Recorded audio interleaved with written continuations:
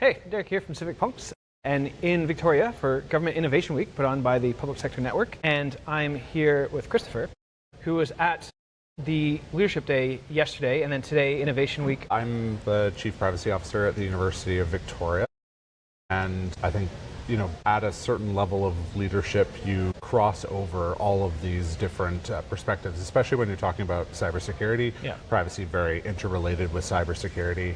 We have to deal with the digital world, and we also have a lot of change management that's coming and that we've already done. Well, and you've been speaking a bunch both yesterday and today. What would you say is the key message that you're hoping to get across in your different talks? I think there's two pieces to that.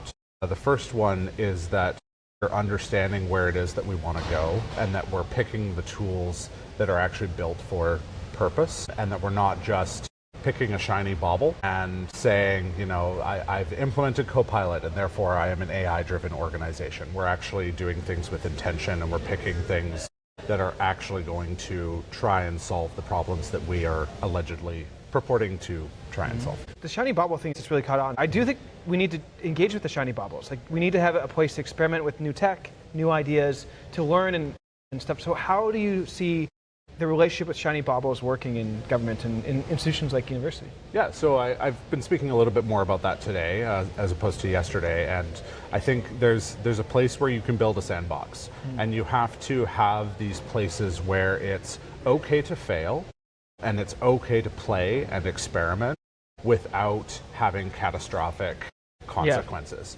Yeah. You don't want to roll out a tool thinking it's going to do one thing and then be like, we have now transformed the government, and only to find that, actually, no, that's not the case. It hasn't actually done the thing that I thought it would do. Or it's not even the right tool. Or it's making decisions and you don't understand those decisions. There's a time and a place to have the sandbox and to innovate and have teams that are dedicated to innovating.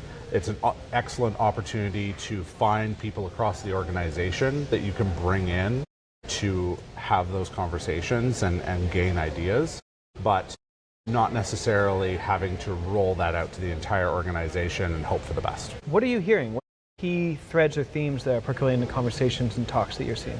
We're hearing that government is, trying to innovate. Not always the word associated with government, but there is a desire to try and to change and to bring government into the modern era. Amazing. Well, excited to hear more the rest of the day, and thanks for your insights. Thanks so much.